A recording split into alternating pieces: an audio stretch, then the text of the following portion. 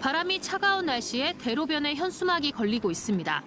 탄핵이 가결된 다음 날인 15일, 권성동 의원 지역구인 강릉 촛불에 참여한 시민들이 남긴 손글씨로 창피하다, 육선은 꿈도 꾸지 말라, 국민의힘 해체가 답이다 같은 성토로 가득합니다. 12.3 내란 사태로 윤석열 대통령 탄핵안이 우여곡절 끝에 가결됐지만 끝까지 탄핵에 반대한 국민의힘과 정점에 있는 권성동 의원에 대해 비판하고 나선 겁니다. 국민의힘 당대표 권한대행을 맡은 권 의원은 국민의힘이 여전히 여당이고 한덕수 대통령 권한대행의 헌법재판관의 추가 임명은 안 된다고 주장하고 있습니다. 벌써부터 대통령이 다 된 듯한 대통령 노름에 빠지지 않기를 바랍니다. 결국 민주당의 당리당락에 따라 권한대행의 권한을 제약하겠다는 권 의원의 지역구인 강릉에서는 국민의힘 해체와 권 의원 사퇴를 촉구하는 기자회견이 열렸습니다. 권성동은 지금 무엇을 하고 있습니까? 탄핵 반대 당론을 이끌더니 국정안정은 뒷전이고 권력 다툼에만 골몰하고 있습니다. 경제와 민생이 막다른 벼랑에 몰린 지금도 제 살 길만 찾고 있다며 강릉 시민의 대표라고 할 수 없다는 주장이 쏟아졌습니다. 권성동 국회의원은 다시 한번 말씀드리지만 국민과 강원도민과 강릉 시민께 사죄하고 사퇴하시기 바랍니다. 길거리에 다니는 시민들이 그리고 저도 강릉 출신인데 너무나도 창피합니다. 윤석열 정권 퇴진 강원운동본부는 화력을 강릉으로 집중해 이번 주 토요일 21일 오후 3시 권성동 의원 강릉 사무실 앞에서 강원 광역단위 촛불 집회를 개최합니다.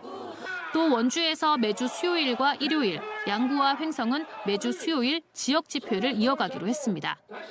윤석열 대통령의 외가, 권성동 의원의 5선 지역구 등 강릉이 보수의 정점으로 지목되며 이를 비판하는 시민들은 국민의힘과 권성동 의원을 정조준해 저항운동을 계속 펼칠 전망입니다. MBC 뉴스 박은지입니다. 권성동 국민의힘 원내대표가 이번에 대통령 권한대행의 헌법재판관 임명을 반대하면서 내세운 논리는 임명 시점입니다. 헌재에서 탄핵 심판이 진행 중인 상황에서는 대통령 권한대행에게 임명 권한이 없다고 해석해야 한다는 겁니다. 대통령 권한대행은 대통령 고리 시에는 헌법재판관을 임명할 수 있지만 대통령 직무정지 시에는 임명할 수 없다고 봐야 합니다. 그러나 이 같은 주장은 7년 전 본인 발언과는 완전히 배치됩니다.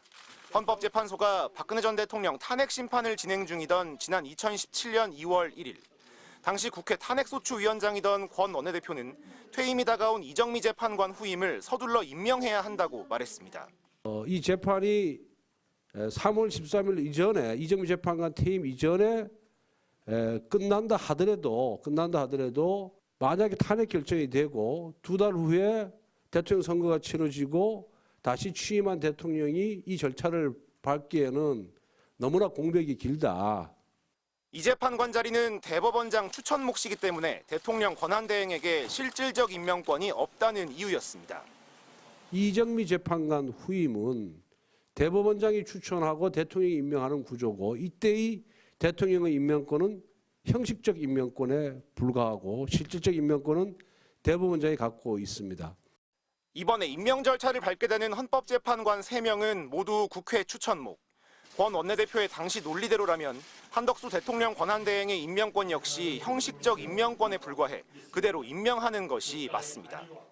권 원내대표는 오히려 민주당이 박근혜 전 대통령 탄핵 당시엔 권한대행의 헌법재판관 임명을 민주주의 훼손이라고 비판했다고 지적했는데요.